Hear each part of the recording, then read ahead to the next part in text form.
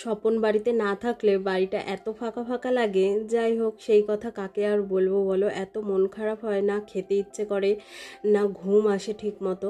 যাই হোক, তো চলো, হ্যালো সবাইকে, কেমন আছো সবাই? আশা করি সবাই খুব ভালো আছো, আমিও খুব ভালো আছি। সকাল সকাল ঘুম থেকে উঠে মামামকে তো স্কুলে পাঠিয়ে দিয়েছি, আর আমার তো কাজকর্মগুলো সেগুলো তো আর থেমে থাকবে না। তো আমি বিছানা গুছিয়ে নিয়েছি, আর এই যে দেখো, তোমাদেরকে দেখানো হয়নি, এই আরও দুটো ফটো নতুন মানে সে প্রিন্ট করানো হয়েছে, সেগুলোকে ফ্রেমে আটকানো হয়েছে। ফটো দুটো না সেরকম একটা ভালো হয়নি, তো স্বপন বললো আপাতত লাগিয়ে দিই, তারপরে আবার ভালো ফটো একটা সিলেক্ট করে তারপরে সেটাকে প্রিন্ট করিয়ে নিয়ে আসবো। বলছে শুধু শুধু ফ্রেমগুলো পড়ে রয়েছে, তাই জন্য দুটো ফটো একদম প্রিন্ট করিয়ে নিয়ে এসে, ওর অফিস থেকেই প্রিন্ট করিয়ে নিয়ে এসে ওখানে লাগিয়ে দিয়েছে। আর ওদিকে তো দুটো আছে, সেগুলো তো তোমাদের আগেই দেখিয়েছিলাম।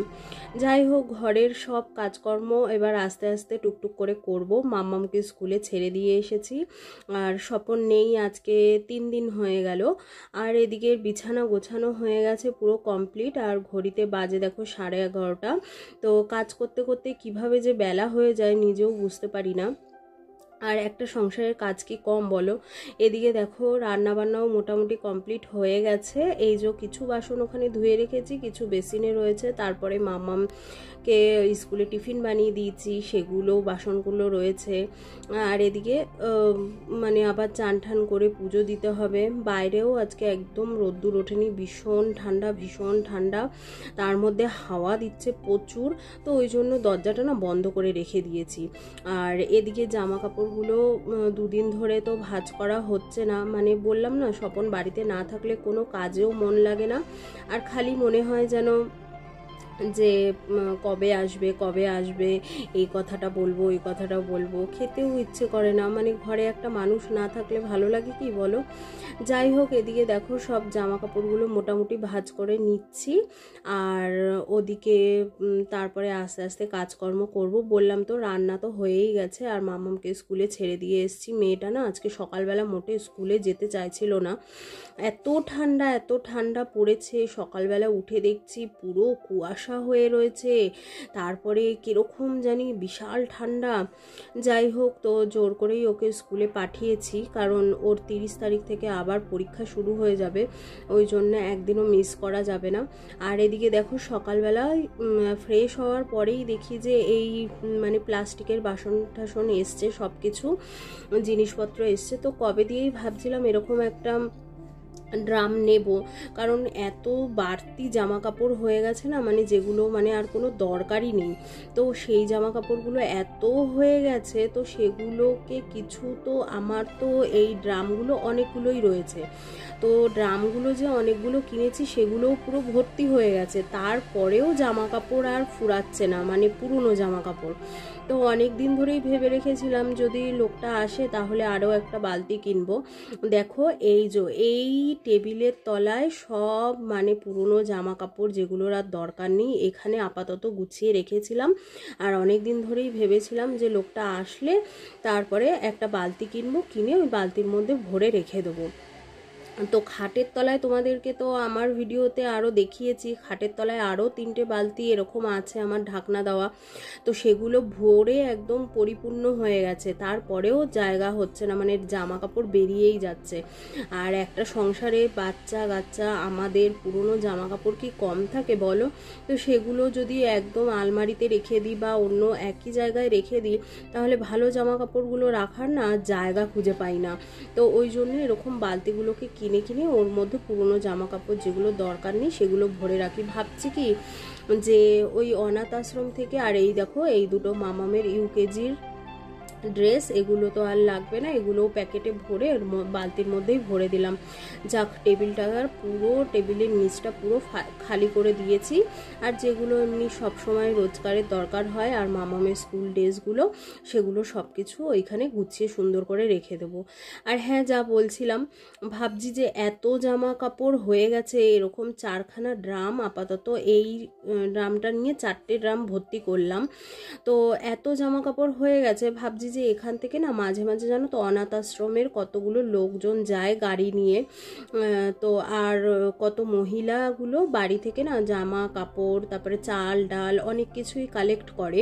তো এবারে ভাবছি যে যখন আসবে এরকম মানে অনাথ আশ্রমের বাচ্চাদের জন্য বড়দের জন্য যখন এরকম জামা কাপড় নিতে আসবে, তখন ভাবছি কি যত ভালো ভালো মানে ড্রামের মধ্যে তো শুধু খারাপ জিনিসপত্র রাখি না, ছোট হয়ে যাওয়া জিনিসপত্র, মামামের অনেক রকম জুতো, অনেক সুন্দর সুন্দর জামা।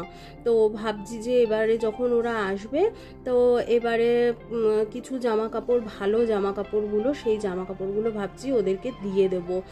আর ঘরে পরে থাকলে তো এমনিই পরে থাকবে, আর অনাথ আশ্রমে কিছু যদি দিয়ে দেওয়া হয় বাচ্চাগুলো পরে একটুখানি মানে পরলে আমার ভালো লাগবে। অবশ্য আমি দেখতে তো পারবো না যে তারা পরছে কি পরছে না, বা আমার জামা কাপড়গুলো তাদের কোনো কাজে লাগবে কিনা, কিন্তু পরবে তো নিশ্চয়ই। যাই হোক, এটুকু বিশ্বাস যে ভালো ভালো জামা কাপড়গুলো নিশ্চয়ই পরবে। তো ভাবছি যে ওদের আসলে এবারে দিয়ে দেব। তো আর এদিকে দেখো সবগুলোকে বের করেছিলাম, বের করে নিয়ে যেগুলো আর কি মানে লাগবে সেগুলো ওখানে আবার মুছে টুছে ভালো করে একদম রেখে দিলাম। আর এই যে ওপরে দুটো স্বপনের প্যান্ট রেখেছিলাম, এগুলো ধুয়ে ঠুয়ে ওখানেই রেখেছিলাম। ও বলেছিল যে এখানেই রেখে দাও, পরবো, তো ওখানেই রেখেছিলাম। সেগুলো আর পরে না দেখে ওগুলোকে ভাবলাম এখন ঘরে নিয়ে যাব। তো আর এদিকের আকাশ দেখো, সকাল থেকে তো প্রচণ্ড, বললামই তো একদম রাস্তার দিকে তাকানো যাচ্ছিল না। মেয়েটা যে কিভাবে স্কুলে গেছে সে একমাত্র ও ছাড়া কেউ জানে না। আর আমারও প্রচণ্ড খারাপ লাগছিল, কিন্তু কি করা যাবে। আর এদিকে দেখো হাওয়া এত চলছে, রোদ্দুর নেই। তো যাই হোক, এই যে একটুখানি গাছগুলোতে জল দিয়ে আসি। এই যে তুলসী মঞ্চের গাছগুলো দেখতে পাচ্ছ, এই গাছগুলোতে না নতুন চারা হয়েছে জানো তো, এত সুন্দর দেখতে লাগছে। আর এই দেখো নীলকণ্ঠ গাছের মধ্যে কতগুলো লঙ্কা চারা উঠেছে, ওদিকে একটা রাধারানী ফুল গাছ, আর এই দেখো নীলকণ্ঠ গাছের বালতির মধ্যেই এক গাদা লঙ্কা চারা উঠেছে। তো সেগুলোকে না উঠিয়ে আর ফেলিনি, দেখছি যে ওর মধ্যে না লঙ্কার ফুলও আসছে ছোট ছোট, তাই জন্য ওগুলোকে আর ফেলিনি। যাই হোক, ওদিকে জল ঠল দিয়ে এসে ঠাকুরের বাসনগুলোকে ধুয়ে রেখে দিয়েছি। আর এদিকে যেই বাসনগুলো রান্না করতে করতে ধুয়ে নিয়েছিলাম সেগুলোকে গুছিয়ে রেখে দিচ্ছি।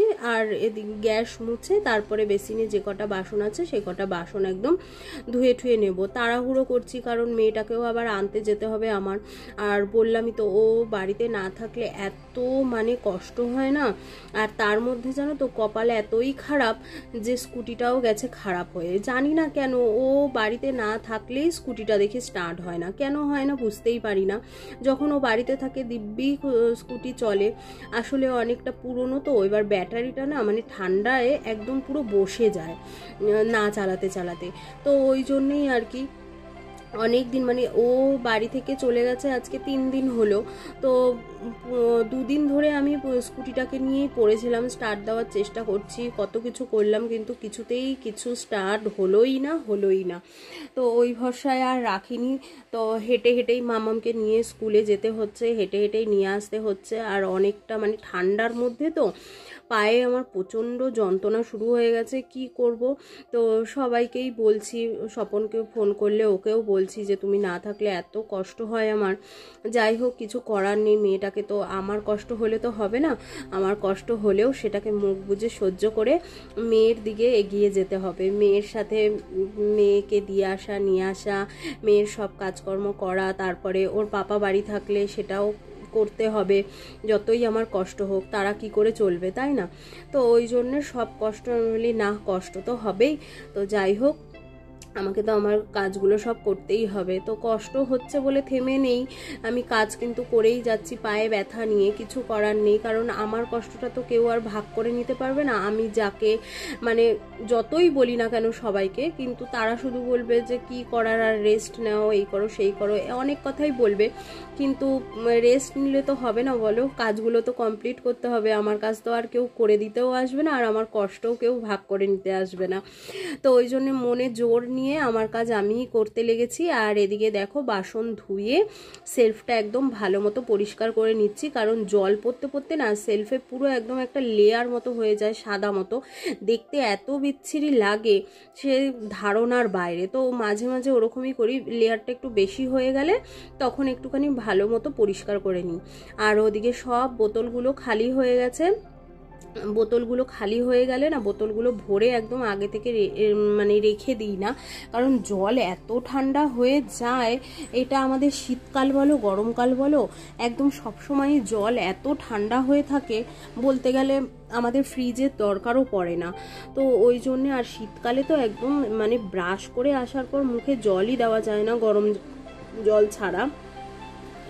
তো ওই জন্য বোতলগুলোকে ভরে আর রাখি না, খালি হলে একেবারে সকালবেলায় সব বোতল একসাথে ধুয়ে নিয়ে তারপরে ভালো মতো ভরে ঠরে রেখে দিই। ওটা মানে সকালে রাত্রিবেলা আমাদের হয়ে যায়।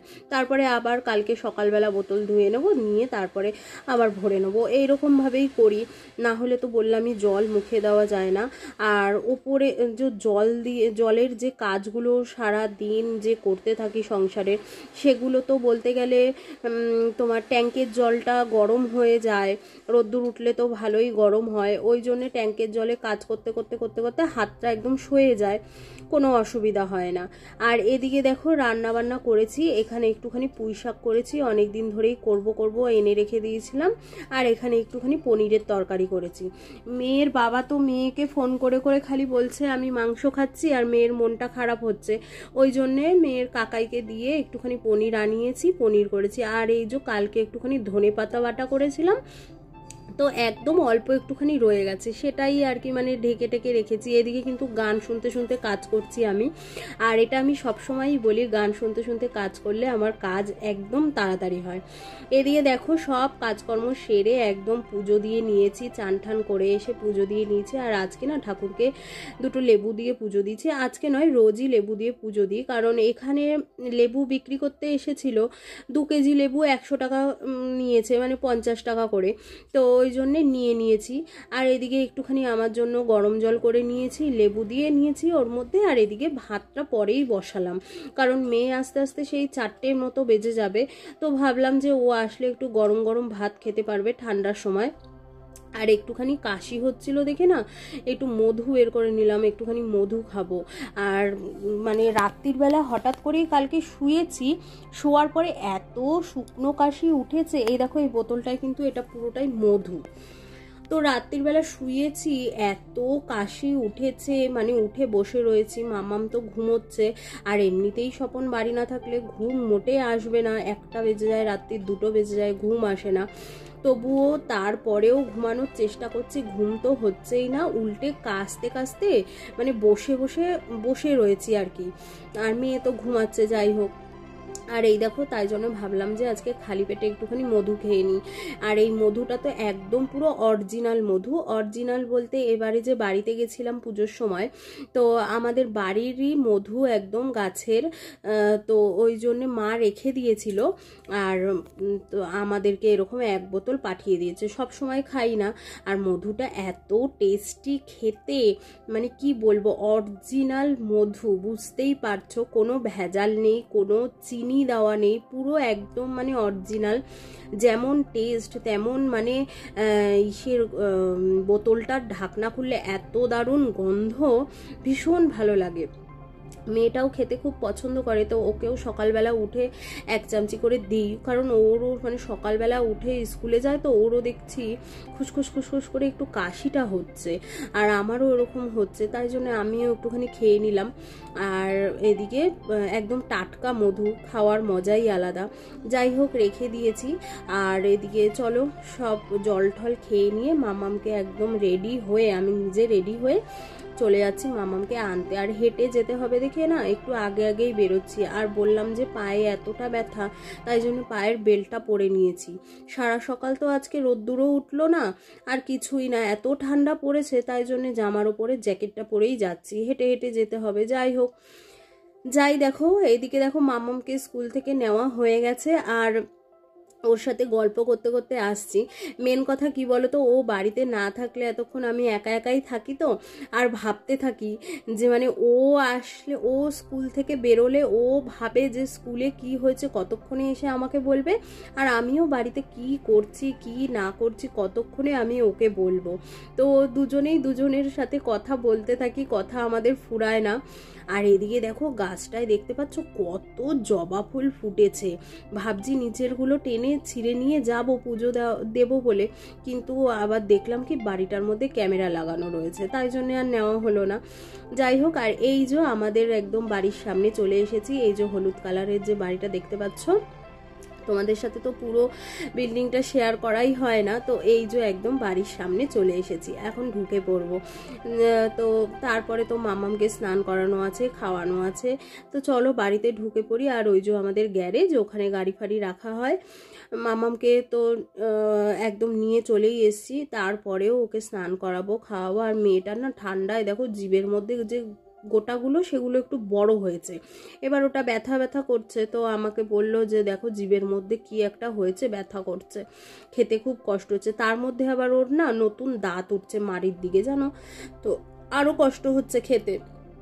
তো কি করব, ওকে সান্ত্বনা দিলাম, দিয়ে বললাম চল। যাই হোক, ওকে জামা কাপড় খুলিয়ে চান ঠান করিয়ে একদম দুজনেই ভাত নিয়ে বসে পড়েছি। ভাবলাম যে মেয়েটা তো সবসময় একা একা খায়, থাক যতদিন ওর পাপা না আসছে ততদিন দুজনে একসাথেই খাবো। বসে পড়েছি। আর ওনার দেখো একটুখানি আবার রাগ মতো হয়েছে, জানি না কি জানি বলেছিল, আমি হয়তো বকা দিয়েছি, তাই একটু রাগ হয়েছে। যাই হোক, দুজনে এখন ভাত খেয়ে নেবো, বেলা অনেকটাই হয়েছে। মামাম এদিকে টিভি দেখতে দেখতে ভাত খাবে, আর আমি এদিকে একটুখানি ফোনে সিরিয়াল দেখতে দেখতে ভাত খেয়ে নেবো, চলো। আর এদিকে টিভি চালাচ্ছে, টিভি আর চলছে না। যাই হোক, ওকে টিভিটা চালিয়ে দিই, চালিয়ে দিয়ে ও টিভি দেখুক, ভাত খাক, আর আমিও এদিকে খেয়ে নিই। তো চলো, আমার বকবক আজকের মতো এইটুকুই। সবাই সুস্থ থেকো, ভালো থেকো। আমার ভিডিও ভালো লেগে থাকলে অবশ্যই লাইক করে দিও, একটা কমেন্ট করো, আর চ্যানেলটাকে সাবস্ক্রাইব করে দিও। দেখা হচ্ছে অন্য কোনো ভিডিওর সঙ্গে, ততক্ষণের জন্যে টাটা। সবাই সুস্থ থেকো, ভালো থেকো।